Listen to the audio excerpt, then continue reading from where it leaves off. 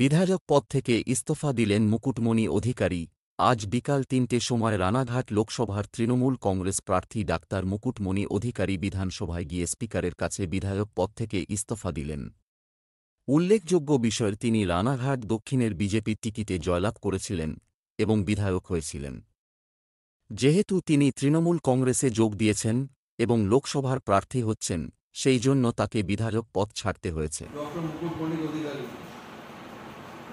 মাননীয় সদস্য পশ্চিমবঙ্গ বিধানসভা, যিনি 90 রানাঘাট দক্ষিণ এসসি কনস্টিটিউয়েন্সি থেকে নির্বাচিত হয়েছিলেন, তিনি আজকে আমার সামনে ওনার পদত্যাগপত্র জমা দিলেন।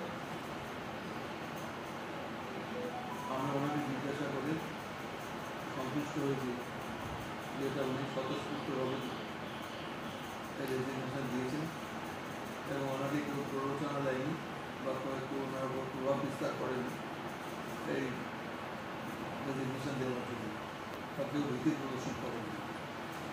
এবং সেই হিসেবে আমি সন্তুষ্ট হয়ে ওনার রেজিগনেশন অ্যাকসেপ্ট করে নিই এবং সেক্রেটারিকে পরবর্তী পদক্ষেপ নেওয়ার জন্য নির্দেশ দিই।